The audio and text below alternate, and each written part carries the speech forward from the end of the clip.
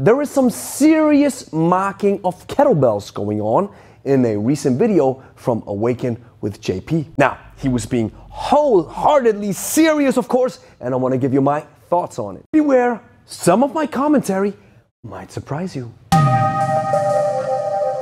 Grüß miteinander, Gregory von Lebe hier. In a recent video, Awaken with JP took a swing at the fragile egos of us fitness folks. You see what I did there? Swing, you know, like a kettlebell swing.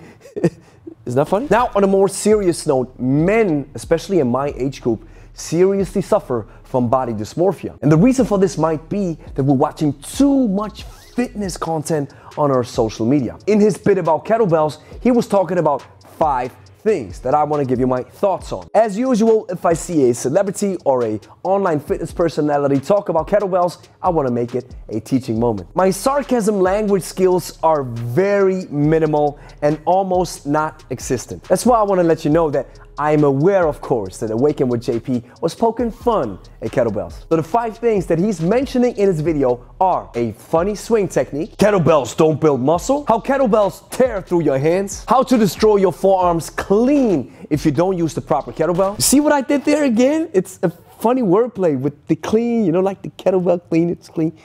You don't like it, huh? And finally, how to apply chalk. Watch. Kettlebells are a staple of exercise equipment for real men because gravity affects them, making them basically no different than any other weight. I believe that JP is intentionally doing the swing wrong. But it's funny to see because many beginners do this exact mistake. They use too much of their arms and not enough of their hips. So if I do it wrong and I only use my arms, it looks like this. Watch.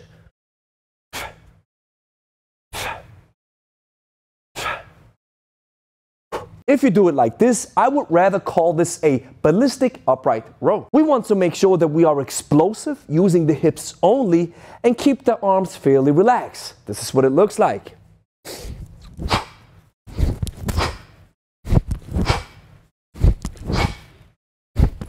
Proper kettlebell technique involves a lot of explosiveness and momentum, which means you're not going to build very much muscle with them. Therefore, proper technique isn't recommended. Now, the ballistic aspect of kettlebell training is its USP. Using the weight with momentum for longer sets of time and more reps than, for example, a barbell is exactly what defines kettlebell training. But let's just assume that your goal is to build muscle only. Well, then you have to put the USP of the kettlebell a little bit to the side. Because you see what happens if we are just using ballistics is, yes, our muscles get to do some work, but there's one important element that is missing, the so-called yielding phase of the muscle. Now, what is the yielding phase, you might be asking? Watch it.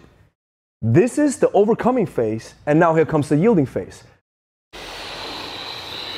Bringing the weight back into its original position. And this is one of the key concepts that you have to use to drive mechanical tension, which in the end drives hypertrophy or building quality muscle. As a small side note, I don't think that you won't build muscle if you do a snatch, for example, a clean, or a swing. I believe you can still integrate the USP of the kettlebell into your goal of building muscle. However, I would also make sure that you work with these so-called grinds where the yielding phase is covered perfectly. Not all kettlebells are created equally. If your kettlebells have rubber handles or smooth, comfortable grips, you are in fact a woman, and you shouldn't be working out at all because it's time for you to get in the kitchen and start making dinner. Real men only use kettlebells that offer an uncomfortable grip that progressively tears through the skin of your hands. Now, if the kettlebell tears through your hands, this is actually a huge problem. And yes, one thing has to do that the skin of your palm has to get used to kettlebell training. Yet on the other side, it has also to do with proper skill. Don't think that you always have to put up with completely destroyed, bloody palm skin. If you learn the proper skill, you will probably keep these calluses forever, but you won't get bloody hands anymore, even if you use heavier weights. Here's a pro tip that I want to share with you, which your palm skin will be grateful for. When you clean a kettlebell, don't use a so-called crush grip. Watch this. This is a crush grip. I'm fully wrapping my hand as well as my palm around the handle. This is something that you'll probably be used to from dumbbells or barbells. When it comes to kettlebells, avoid making contact with your palm. You want to have the kettlebell racked like this. Whether this is on the hip or overhead, doesn't matter. The idea is to not have no contact with the palm. Instead, you insert your full wrist as well as part of your forearm inside the kettlebell window. And when you drop the weight and switch into the other grip, you want to jump from this position, whoop, into the so-called finger grip. And as you come back, you jump between these two grips. But even better than good kettlebells are kettlebells that have primal looking faces on them.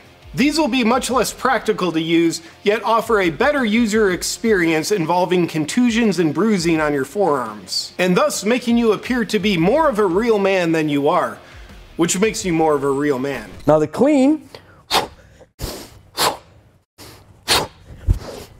causes the biggest issue for beginners. So since learning this skill is already hard to do, you don't want to use a primal bell that has a face or something attached to it. Your forearm has to get used to the weight per se. That's a given. But if you have these strange objects that hit your forearm as well as part of your biceps and your shoulder, then you'll even make it worse. So as I've shown you before, we don't want to clean the weight by sliding with the handle, because this will destroy your palm skin. And we also have to understand that we have to do the jumping.